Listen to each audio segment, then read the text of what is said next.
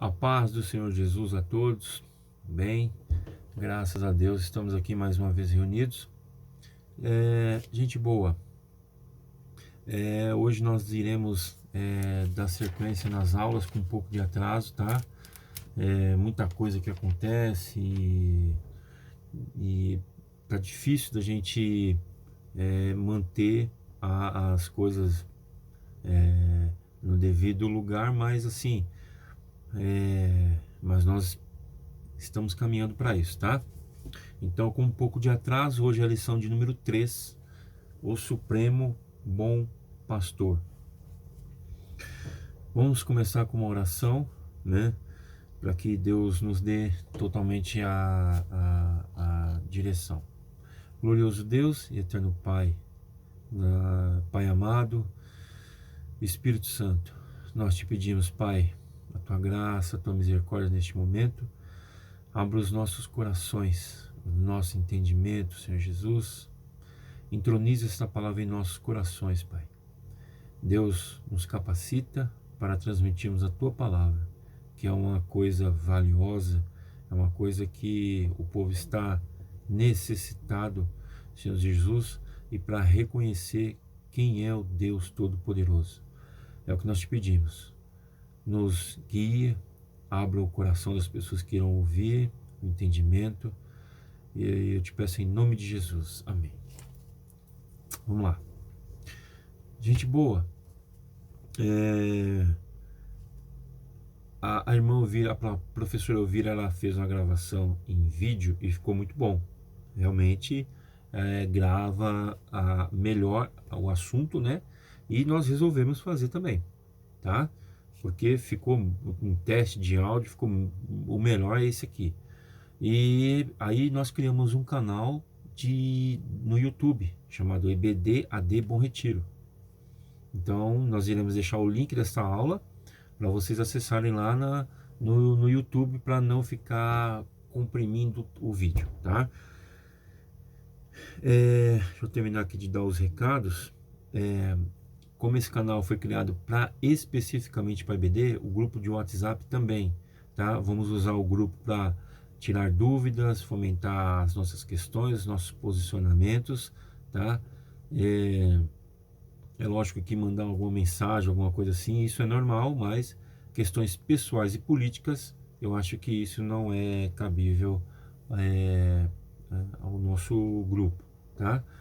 Então, vamos ser focados nisso, tá? Perguntas e respostas, mensagem pode ser enviada, sim, mas o foco é o aprendizado e tirar as dúvidas, tá bom? Vamos lá. Salmo 23. O Supremo Bom Pastor. Lição de número 3.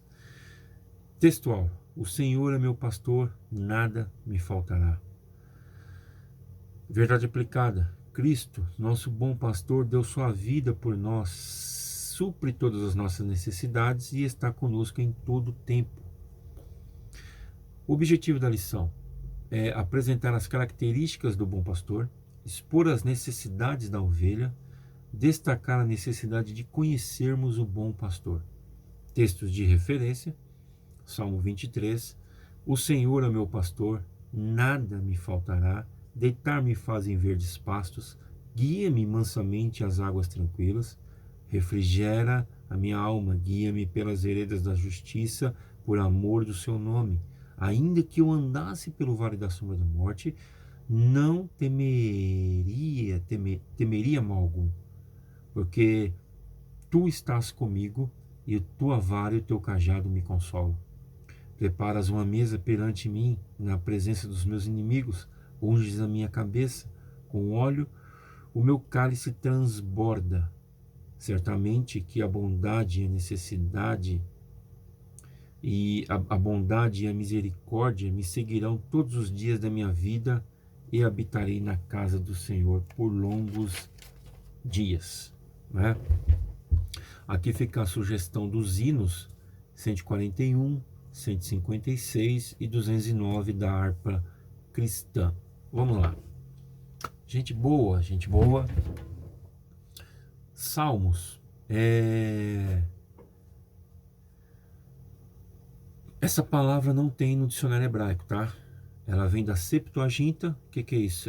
Foi a união de 70 anciões, sacerdotes, escritores, escribas, que fizeram a tradução do hebraico para a linguagem grega. Então é por isso que Septuaginta é o número 70 no grego, tá? Então essa palavra ela vem do grego, tá bom? E no hebraico chama Terrilim, tá? Ou cânticos de Deus, ou cânticos de adoração a Yahvé, né? Então é essa o sentido dos salmos, é uma palavra grega, tá? Vem de salmodiar, tá? Depois é um outro assunto. Então, a nossa introdução, nós iremos falar um pouquinho, recapitular algumas coisas aqui. Por que o Salmo 23 ele é tão popular? Por que ele fica, você vê em todos os lugares, aí ele anda pendurado nas paredes, nos salões, nas sorveterias, nos lares, nas oficinas.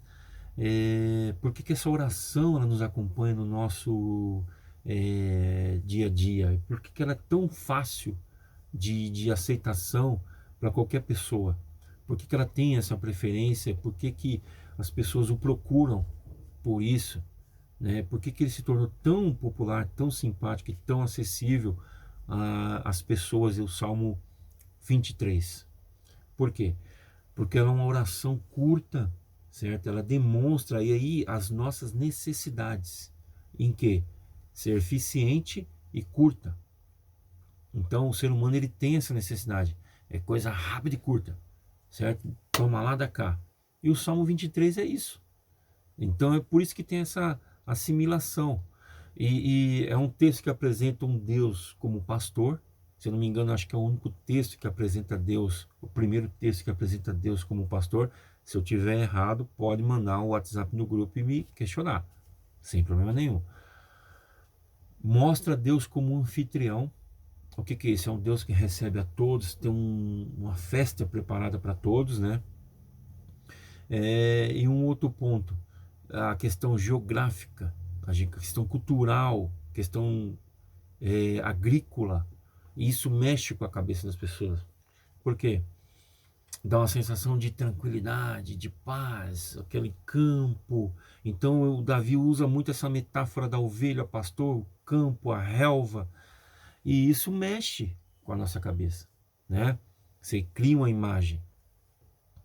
Então, em modo geral, ele fala dos benefícios, né? Onde o cristão e as necessidades que o cristão expressa. Em que? Alegrias, tristeza, sucesso, fracasso, esperanças.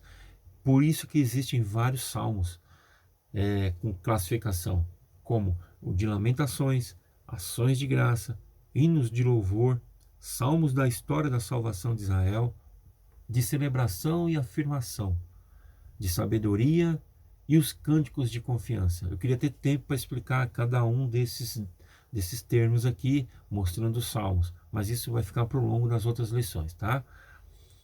E os cânticos de confiança, onde o Salmo 23 se encaixa, tá? Em primeiro livro de Crônicas, capítulo 16, do 8 ao 36, mostra que foi o inário inspirado por Deus para a adoração pública em Israel. Então,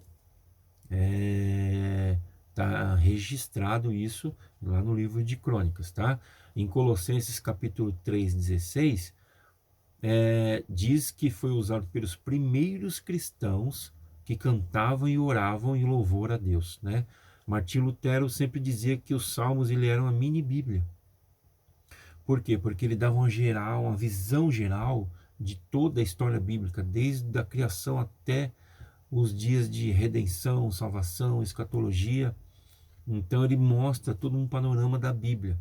E isso fica fácil para as pessoas entenderem, e por isso que ele é tão aceitável, o Salmo 23.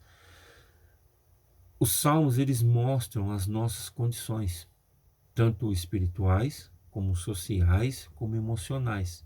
mostram os perigos, o que você deve ter e o que você deve ter em mente. Como? Nas suas atitudes, como conversar com Deus, certo? Como obter a ajuda necessária. Por quê? Porque o livro de Salmos, ele é um remédio. Ele não é a cura total. Ele é um remédio. Sabe aquele remédio que você toma? Você toma e você fala, aliviou. Eu sei que tem outras coisas que vão me fazer bem, mas os Salmos, ele me aliviou. E isso é um remédio para a alma, certo? E esse remédio que nos leva ao comprometimento com Deus por meio dos pactos, das promessas, das súplicas, dos choros, dos lamentos e de uma palavra importante, arrependimento, né? O arrependimento é uma palavra importantíssima. Tudo isso é um meio de Deus demonstrar a sua misericórdia por nós. Ele já está demonstrando a tua graça aí, né? Através do livro de Salmos. Talvez o livro de Salmos ficou tão popular assim por causa de Jesus. Por quê? Porque Jesus, ele usou o Salmo 23 como inário. Então lá na ceia, em Mateus 26:30, que relata o momento da Páscoa, onde Jesus foi celebrar a ceia, que ele deu um outro significado, ele cantou, ele recitou o Salmo 113 e 118, chamado Halel, exaltação a Deus, a adoração a Deus, né? E um fato curioso sobre o Salmo 23, ele não é citado por nenhum escritor do Novo Testamento. Talvez porque eles não tinham essa ideia de um Deus pastoril, né? Um Deus que pastoreia as ovelhas, né? E tem um texto que, deixa eu só procurar aqui, eu marquei aqui, onde o próprio Jesus diz assim: eu sou o bom pastor. João 10:11. E o outro texto em João também, que ele fala assim, a ovelha conhece a voz do pastor, né? Tá em João 10:27 também. Eu só marquei o texto assim, mas é em João 10. O livro de João, fantástico. Então, esse é um termo esse é uma questão que os escritores não citam. Então essa introdução foi para falar sobre a lição de número 3, o Supremo Bom Pastor. Essa palavra pastor, ela foi usada pela primeira vez em Gênesis 4:2, onde o texto diz que Abel foi pastor de ovelhas, né? E no ponto 1, o pastor e suas ações. Eu vou ler aqui para a gente ter uma ideia do que é o que o autor aqui está dizendo. O termo pastor indica uma relação muito íntima e pessoal, pois o pastor vive com suas ovelhas, de dia conduzindo-as às pastagens, de noite protegendo-as dos animais selvagens. Davi, ao adorar o Senhor por meio deste saltério, compara a um pastor enunciando as suas ovelhas, né? Então aqui ele está dando um panorama do que o pastor ele tem a fazer para as ovelhas. Deixa eu só apontar uma coisa aqui. Aqui o Salmo 23 nós iremos usar para fazer uma aplicação pessoal do Supremo Pastor, Jesus. Mas também o Salmo 23 ele pode ser usado como para falar do pastor eclesiástico, o pastor que dirige as igrejas, né? Um tema de liderança, alguma coisa que isso aqui cabe muito bem. Mas o que está em foco aqui é mostrar o Supremo Pastor. É por isso que nós iremos dar o foco na questão de Cristo, de Jesus, tá? Descanso nos momentos, aí vem um ponto 1, né? Descanso nos momentos de perigo, né? Refrigério para a alma atribulada e presença nas horas mais difíceis, né? É aí que o pastor ele tem que aparecer. Aí você vai falar assim, puxa, então, no momento de pandemia, Jesus vai aparecer, vai resolver as questões. Vai, ele vai sim, mas tem um caminho a seguir para que isso aconteça, né? Então, vamos lá. E aí eu vou colocar, como sempre eu venho fazendo, não é que eu tiro o foco, né? Eu vou mostrando de uma outra maneira como é, é, mostrar a questão do entendimento da palavra de uma outra maneira. Então, vá lá. São elas as palavras. Pastor, como eu já disse, no texto, nada me faltará, pastos verdejantes, refrigera a minha alma, vale da sombra da morte, tua vara e teu cajado, né? Pastor, na verdade, essa palavra ela vem do hebraico, é chamada roi. Qual o sentido dessa palavra? É aquele que cuida, dando alimento, suprindo todas as necessidades das ovelhas, dependentes. Vou ler de novo. Qual o sentido da palavra no hebraico? É aquele que cuida, dando o alimento, suprindo todas as necessidades das ovelhas, dependente do pastor. Se você for dependente de Cristo, se você for dependente da ação do Espírito Santo na tua vida, ele supre, ele te dá alimento, ele te leva por pastos verdejantes, né? Então, o sentido ali do pastor é o amigo, é o companheiro. E nada me faltará. Quer dizer então que eu vou ter tudo, nada vai me faltar? Não vai me faltar sofrimento, não vai me faltar trevas, não vai me faltar dinheiro. Não, o sentido não é esse, né?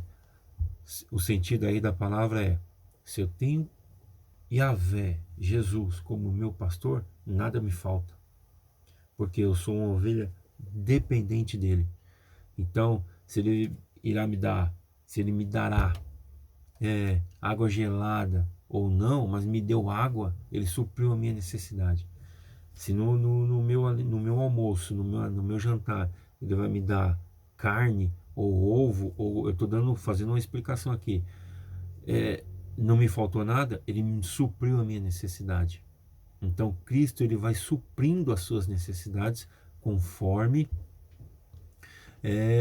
o que você vai demonstrando para Deus, quem você é, tá?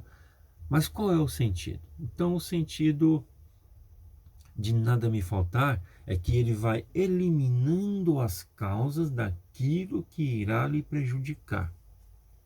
Opa, Deus fala assim, pô, aquela ovelha ali é dependente minha, então eu vou eliminar aquele inimigo daquele caminho, que aí ele vai passar. Eu vou eliminando aquele problema e ele terá vitória.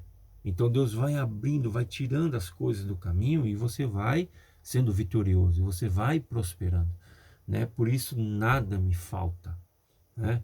Pastos verdejantes. Todos sabem que a geografia no tempo de Davi não era tão verde assim, né? Existia lá os oásis, mas eram para poucos agricultores da época, né? Então, quando você vê que o tradutor colocou pastos verdejantes, eu acho que ali ele foi meio poético, que é um poema isso, né? Então ele quis ser meio um pouquinho poético. O que seria então? O que é isso? É conduzir a ovelha, mesmo com perigo e com problemas, com mansidão. Pastos verdejantes, o que está lá é relva. Relva é um mato a meia altura que dá com a flor, que não dá muito junto, ela espalha. Então, talvez quando ele traduziu, ele falou relva, pasto, ovelha, ele tinha essa ideia de agricultor na cabeça. E nós sabemos que se você olhar a geografia do deserto, não é isso, né? Então, quando ele diz, me leva a pastos verdejantes, é que ele vai conduzir a ovelha no caminho onde ela se beneficiará. Então, guiar-me, essa palavra também é importante, guiar. Quando fala guiar, é que você tem um guia, né? E esse nosso guia é Jesus, né? Para as ovelhas era Davi, que era o guia delas, daquelas ovelhas, né? Então elas tinham tranquilidade e a certeza de que elas tinham um legado, elas tinham uma herança, porque elas tinham um guia, e esse guia é Jesus em nossas vidas, né? Refrigera a minha alma. Deixa eu só fazer uma pergunta aqui. Tinha ar-condicionado lá? Tinha geladeira para saber de refrigerar a alma? De onde eles tiraram isso? Essa palavra? De onde o autor tirou refrigera a minha alma? Então, essa palavra, ela não é que ele colocou aqui como na questão, igual eu citei, geladeira ou ar-condicionado. É que quando você... Eu vou pegar um texto aqui, eu vou ler para a gente ter o contexto melhor. Refrigera minha alma, guia pelas veredas da justiça por amor do seu nome. O que é isso? É quando você tem a certeza de quem você está confiando, né? Então, a questão aí de refrigério é a fé que você tem em quem você está devotando as suas ações e adoração, que é Jesus. E aí você tem sempre esse refrigério. E isso Paulo lá na frente transformou Deus mostrou para Paulo que isso se transforma em dons. Quando ele fala assim, paciência, né, mansidão da boa ovelha tem que ter, porque isso é o que vai conduzir você pelo caminho. Então, quando você tem isso em mente, te dá esse refrigério, essa tranquilidade para você seguir por que o texto diz aqui, aí ele vai citar no 4, pelo vale da sombra da morte, né? Que era, na verdade, era um vale mesmo, onde era um perigo passar, né? Então, é por isso que ele dá esse refrigério. Então, tudo tem um contexto e para nós tirarmos e aplicarmos isso em nossas vidas. Então, o pastor e suas ações, descanso nos momentos de perigo, refrigério para a minha alma e presença nas horas mais difíceis, né? Foi o que Davi colocou aqui sobre os perigos externos e internos que ele encontrava no seu caminho para guiar as ovelhas. Irmãos, o nosso caminho, ele é difícil, ele é complicado. Então, a nossa única certeza é Cristo. Ponto 2. As necessidades da ovelha. Gente, ovelha, deixa eu só dar uma introdução aqui do que era a ovelha. A ovelha, ela é a esposa do carneiro, né? Tem essa confusão. Tem um carneiro que se acasala com a ovelha, que é a fêmea, que aí nasce o cordeiro, entendeu? O carneiro acasala com a ovelha, que nasce o cordeiro, entendeu? Então é essa junção. Isso para mim, eu tinha essa dúvida há muito tempo, né? Então você vai falar, puxa, cordeiro, cordeiro, carneiro, ovelha. Então cordeiro, tem a união dos dois com o carneiro com a ovelha, que dá o cordeiro, tá? A ovelha ela é totalmente indefesa, é um animal bobo, não tem garras, dentes afiados, e como ela se comporta. Então Davi usou essa questão da ovelha que ficou muito é, bom, porque é uma característica nossa. A ovelha, ela por ser um animal indefeso, ela também é um animal que se desvia fácil. Porque se ela perder o sentido da escuta do pastor, ela se desvia. Então é uma característica nossa desviar o foco, de se ocultar da presença do bom pastor, se ocultar da presença de Deus. Então, o 2.1, que ele vai falar da necessidade de proteção, necessidade de direção, necessidade de provisão. Proteção, direção e provisão. Quando você é protegido, você consegue caminhar. Você consegue ter uma direção na sua vida. Quando você tem a direção, você tem a provisão, né? Então, é isso que Davi está mostrando aqui. Mas como as ovelhas de Cristo, necessitamos de alguém que nos conduza nesse caminho, né? E Davi usou a figura do pastor. Então, aí alguém vai me perguntar assim, mas o pastor é o pastor da igreja? Não, aí é o pastor Cristo, Jesus. É nele que nós iremos nos focar. Então, é lógico que nós precisamos de um pastor da igreja para nos conduzir, nos ministrar. Esse é o foco, mas como eu disse, aqui nós estamos mostrando Cristo como o supremo pastor. Então, como ele é o supremo pastor? No 2.2, a necessidade de direção. O que é isso? O que nos vai direcionar? O que o pastor usa aí? A vara e o cajado. Gente, o cajado do pastor, ele tinha 3 funções. Qual que era? Todo mundo sabe que é uma madeira, um pedaço de árvore, que tem um ângulo, né? Aquele círculo, né? Que faz assim, e como se fosse para puxar. Então, primeiro Deus diz que ele é usado como vara. Vara por quê? Quando a ovelha se desvia, ele batia na ovelha para que ela seguisse o caminho, né? Aí mostra que o nosso Deus, ele também é um Deus ele não é que ele nos bate, ele nos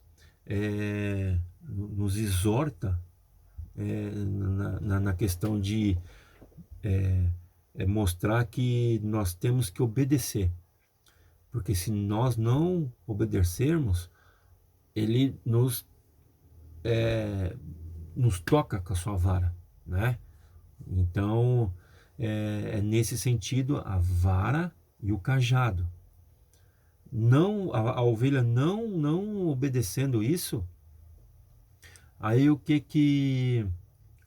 a outra função o cajado servia?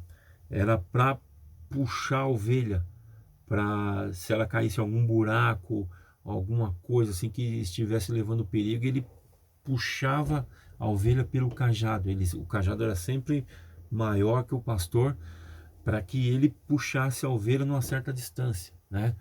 Então era nesse sentido, para disciplinar. Achei a palavra. A vara é para disciplinar, né? E o cajado para socorrer. Às vezes Deus disciplina, o cara ainda não escuta, e aí Deus ainda fala: não, mas eu tenho graça de misericórdia abundante, eu vou puxar essa ovelha, né? E o pastor, às vezes, ele usava o cajado, ele batia na rocha, fazia, e a ovelha escutava pela voz e pelo barulho, né? Então ele tinha essa atribuição, o cajado, para socorrer. E na ponta do cajado existia uma lança. Por que era essa lança? Porque se algum animal atacasse o pastor, por exemplo, se um lobo pegasse uma ovelha, é lógico que ele estaria de costas, o pastor chegava com essa lança e colocava na cabeça, no pescoço do lobo, e puxava e matava o lobo, né? Ou qualquer outro animal. Então era para a vara, castigo, disciplina, para bater nas ovelhas. E de uma outra parte, para socorrer as ovelhas quando ela caía em algum buraco, né? Eu vou contar uma história aqui para a gente ter uma noção de que como era a disciplina. Isso eu ouvi de alguém que foi em Israel e viu isso. Certa vez o ônibus passando lá em Israel, eles pararam na divisa com o Egito, né? E Israel e Egito, e aí viram um monte de pastor. E viu um pastor quebrando a perna da ovelha. Todo mundo ficou chocado, pararam para perguntar o que foi. Mas por que você fez isso? Aí ele foi explicar. Ele falou: eu tive que disciplinar essa ovelha porque ela era mais rebelde. E eu tive que quebrar. E ele passou uma faixa e colocou uma tala no pé dessa ovelha. Aí ela foi mancando e foi seguindo o rebanho. Ele falou: é por isso que eu faço isso. Porque se não fizer, eu vou perder essa ovelha. Mas como eu gosto muito dessa ovelha, eu quebrei a perna dela, enfaixei, coloquei a tala e agora ela me segue. Então, às vezes é isso que às vezes Deus nos faz. Sem você perceber, ele faz isso, né? E aí você se mantém no caminho dele fiel, escutando a sua voz e firme nos caminhos, né? A necessidade da provisão. Quando o texto fala aqui, e me leva às águas tranquilas, por isso que eu falei que a ovelha era boba, ela não sabe diferenciar a comida que eles dão, da erva amarga e venenosa. E o pastor, ele tinha o cuidado de levar a ovelha para tomar água, comer, às vezes dar a comida na boca da ovelha, porque ela não sabe, ela não sabia comer, né? Tem relato disso, de pastoreio de ovelhas nesse sentido. Então, no ponto 2.3, a necessidade de provisão, né? É o pastor atender e acolher a ovelha. Hoje o nosso alimento é a palavra de Deus. Eles usam os pastores para nos dar esse alimento. Ele coloca na nossa boca. Aí basta você que está no caminho, estiver no caminho, escutar. E aí você tem essa provisão divina que vem através da mensagem bíblica, do ensino que é dado sob a direção do Espírito Santo. E o ponto 3, Cristo, o Supremo Bom Pastor, dá a vida pelas ovelhas, se relaciona com as ovelhas, tira as outras ovelhas do aprisco. O nosso Supremo Bom Pastor, ele morreu na cruz, ele morreu por nós que somos ovelhas, ele se relaciona com nós através da tua palavra, se relaciona através do Espírito Santo. E mesmo assim, mesmo você sendo pecador, sendo um miserável pecador, ele ainda vai te buscar no aprisco e colocar você junto, busca você do lugar perdido e te coloca no aprisco, tá? E ali ele cuida da toda a provisão que é necessário para você. Então, se você escutar a voz do Supremo Pastor, e mesmo que você não escute, ele usar a vara como disciplina, e você se afundar ou cair, lembre-se, ele vai te resgatar. Ele te resgatando, ele vai te dar toda a provisão. Mas não espere por esse caminho. Seja obediente, seja uma ovelha arrependida, uma ovelha que escuta a voz de Deus. E aí a prosperidade, a mansidão, o refúgio, águas tranquilas, pastos verdejantes, né? Não é pasto, mas eu vou usar essa palavra aqui para você ter ideia de tranquilidade. E aí você descansará em Cristo, porque Ele é o nosso Supremo Pastor. Gente, acabou a aula, tá? Eu espero que tenha sido eficiente essa aula. E aqui eu vou mostrar alguns livros que eu usei, né? Esse aqui, ó, se você quiser comprar, chama Os Cânticos de Jesus, né? Tem esse aqui também, eu vou mostrar todos. Esse aqui também, que é um dos melhores que tem, Os Salmos como Adoração Cristã, tá? Excelente livro. E as outras Bíblias de Pentecostal, Jerusalém, Cronológica, tá? São materiais que nós usamos aqui. Gente boa, obrigado.